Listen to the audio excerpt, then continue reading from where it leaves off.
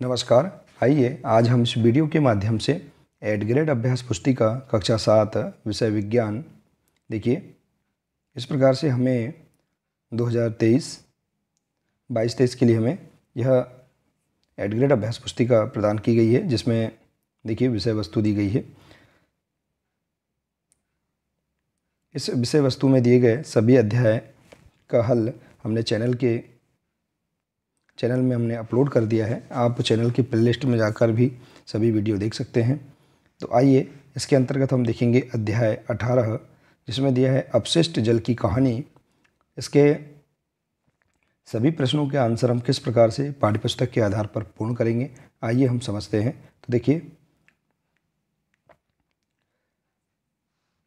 पाठ 18 अपशिष्ट जल की कहानी, इसके सभी प्रश्नों के आंसर को पूर्ण करने के लिए यहाँ निर्देश दिए गए हैं। इसके आधार पर आप आसानी से सभी प्रश्नों के आंसर हल कर सकते हैं। तो पहला प्रश्न है अपशिष्ट जल किसे कहते हैं। तो देखिए इसका आंसर विज्ञान पाठ्यपुस्तक के पृष्ठ क्रमांक 231 के पैरा 1 से इसका उत्तर आप खोजें और लिखें। तो देखिए इस प्रकार से आप लिख सकते हैं आंसर। झाग से भरपूर तेल मिश्रित काले रंग का जल जो सिंक, शौचालय और लॉन्ड्री इत्यादि नालियों में जाता है, वह अपशिष्ट जल कहलाता है। तो इस प्रकार से आप इसका आंसर लिख सकते हैं। अगला प्रश्न है अपशिष्ट जल उपचार संयंत्र में सलाका छन्नों के कार्य को समझाइए। तो देखिए विज्ञान के पृष्ठ क्रमांक 234 से अपशिष्ट जल को ऊर्ध्वाधर छड़ों से बने सलाका से गुजारा जाता है। यहाँ अपशिष्ट जल में उपस्थित बड़े साइज के समदूषक जैसे कपड़ों के टुकड़े, प्लास्टिक के पैकेट, नैपकिन, डंडियाँ आदि अलग हो जाते हैं। तो इस प्रकार से आप इसका आंसर पाठ्यपुस्तक से लिख सकते हैं। अगला है जल को रोगाणुनाशित या रोगाणु मुक्त करने के लिए उपयोग किए जाने वाले 2 रसायनों के नाम लिखिए। तो देखिए पृष्ठ क्रमांक 235 से जल को रोगाणुनाशित या रोगाणु मुक्त करने के लिए उपयोग किए जाने वाले 2 रसायन के नाम हैं ओजोन और क्लोरीन। अगला प्रश्न है विश्व जल दिवस किस दिन मनाया जाता है। तो देखिए इसका आंसर 231 से पृष्ठ क्रमांक से विश्व जल दिवस 22 मार्च 2005 को संयुक्त राष्ट्र की जनरल असेंबली ने 2005 से 2015 की अवधि को जीवन के लिए जल पर कार्य करने के लिए अंतर्राष्ट्रीय दशक के रूप में घोषित किया। तो इस प्रकार से आप इसका आंसर लिख सकते हैं। अगला प्रश्न है तेल और वसाओं को नाली में क्यों नहीं बहाना चाहिए, समझाइए। तो देखिए इसका आंसर पृष्ठ क्रमांक 236 से तेल और वसा पाइपों में कठोर पदार्थों की परत जमाकर उन्हें अवरुद्ध कर सकते हैं। खुली नालियों में वसा मृदा के रंध्रों को बंद कर देती है, जिससे उसकी जल को फिल्टर करने की प्रभाविता कम हो जाती है। अतः तेल और वसाओं को नाली में नहीं बहाना चाहिए। तो इस प्रकार से आप इसका आंसर लिख सकते हैं। अगला प्रश्न है लघु उत्तरीय प्रश्न। देखिए प्रश्न 5 है वाहित मल क्या है। अनुपचारित वाहित मल को नदियों अथवा समुद्र में विसर्जित करना हानिकारक क्यों है, समझाइए। तो देखिए इसका आंसर पृष्ठ क्रमांक 232 से घरों, उद्योगों, कृषि कार्य, खेतों और अन्य मानव क्रियाकलापों में उपयोग किया हुआ अपशिष्ट जल वाहित मल कहलाता है। अनुपचारित वाहित मल को नदियों अथवा समुद्र में विसर्जित करने से जल प्रदूषित हो जाता है, जिससे नहाने से त्वचा संबंधी रोग, पीने से पेट से संबंधित बीमारियां उत्पन्न होती हैं। तो इस प्रकार से आप इसका आंसर बता सकते हैं। इसके बाद देखिए अगला प्रश्न है प्रश्न 6 आपंक क्या है, समझाइए कि इसे कैसे उपचारित किया जाता है। तो देखिए पृष्ठ क्रमांक 235 से आपंक अपशिष्ट जल का सह उत्पाद है। यह मल जैसा ठोस अपशिष्ट है। टंकी की पेंदी में एकत्रित समक्रियत आपंक में लगभग 97% जल होता है। जल को बालू द्वारा बनाए गए शुष्कन तलों द्वारा अथवा मशीनों द्वारा हटा दिया जाता है। इससे आपंक शुष्क हो जाता है। इसका उपयोग खाद के रूप में करते हैं, जिससे कार्बनिक पदार्थ और पोषक तत्व पुनः मृदा में चले जाते हैं। तो इस प्रकार से आप इसका आंसर लिख सकते हैं।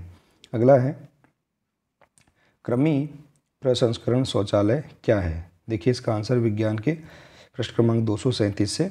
भारत में ऐसे शौचालय की रूपरेखा का परीक्षण किया गया है जिसमें मानव मल को केंचुओं द्वारा उपचारित किया जाता है। यह तकनीक मानव मल के सुरक्षित या प्रसंस्करण के लिए आदर्श सिद्ध हो सकती है, क्योंकि इसके उपयोग में जल की बहुत कम मात्रा की आवश्यकता होती है। शौचालय का संचालन बहुत सरल और स्वच्छ है। तो इस प्रकार से आप इसका आंसर बता सकते हैं। अगला प्रश्न है, वाहित मल निपटान की वैकल्पिक व्यवस्था से आप क्या समझते हैं? देखिए इसका आंसर पृष्ठ क्रमांक 237 से। स्वच्छता की स्थिति सुधारने के लिए कम लागत के यथास्थान वाहित मल निपटान तंत्रों को बढ़ावा दिया जा रहा है। इसके कुछ उदाहरण हैं सेप्टिक टैंक, रासायनिक शौचालय, कंपोस्टिंग पिट आदि का उपयोग। तो इस प्रकार से आप इसका आंसर बता सकते हैं। इसके बाद देखिए अगला प्रश्न है, स्वच्छता के संदर्भ में एक सक्रिय नागरिक के रूप में अपनी भूमिका को समझाइए। तो देखिए स्वच्छता के संदर्भ में एक सक्रिय नागरिक की भूमिका, पहला है अपशिष्ट पदार्थों की मात्रा और उनकी विविधता को कम करने का प्रयास करना चाहिए। दूसरा है अपने पास पड़ोस सार्वजनिक स्थानों और सड़कों पर फैले हुए कूड़े कचरे के ढेरों की जानकारी नगरपालिका अथवा ग्राम पंचायत को देना चाहिए। इसके बाद अगला प्रश्न है दीर्घ उत्तरी प्रश्न, अपशिष्ट जल से स्वच्छ जल प्राप्त करने के प्रक्रम में सम्मिलित चरणों का वर्णन कीजिए। तो देखिए इसका आंसर पृष्ठ क्रमांक 234 से। अपशिष्ट जल को सलाखा से गुजार कर इसमें से अपशिष्ट पदार्थों जैसे कपड़ा, लकड़ी आदि को हटाया जाता है। दूसरा है द्वितीय चरण में ग्रिट एवं बालू को अलग किया जाता है। और तीसरा है तृतीय चरण में अवायवीय जीवाणु द्वारा जल को उपचारित किया जाता है। और चतुर्थ चरण में जल में क्लोरीन मिलाकर इसे शुद्ध किया जाता है। तो इस प्रकार से आप इसका आंसर बता सकते हैं। इसके बाद देखिए अगला प्रश्न है, स्वच्छता और रोग के बीच संबंध को समझाइए। तो देखिए इसका आंसर 236 से, पृष्ठ क्रमांक 236 से। स्वच्छता की कमी और समदूषित पेयजल अनेक रोगों को जन्म देती है। हमारी जनसंख्या का बहुत बड़ा भाग खुले स्थानों, नदी के किनारों, रेल की पटरियों, खेतों, जल स्रोतों आदि में ही मल त्याग करते हैं। इससे जल और मृदा दोनों ही प्रदूषित हो जाते हैं। इससे दुर्गंध फैलती है तथा अनुपचारित मल पर विभिन्न रोगाणु पनपते हैं, जिससे अनेक रोग उत्पन्न होते हैं। तो इस प्रकार से आप इसका आंसर बता सकते हैं। तो देखिए इस प्रकार से हम यहाँ पर इस अध्याय के सभी 10 प्रश्नों के आंसर आसानी से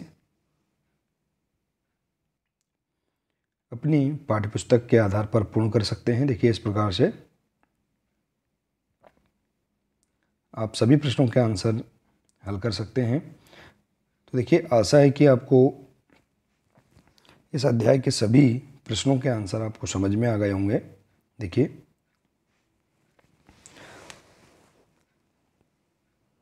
तो आज के लिए सिर्फ इतना ही है। मिलते हैं इसी प्रकार से अगले नए वीडियो के साथ। नमस्कार।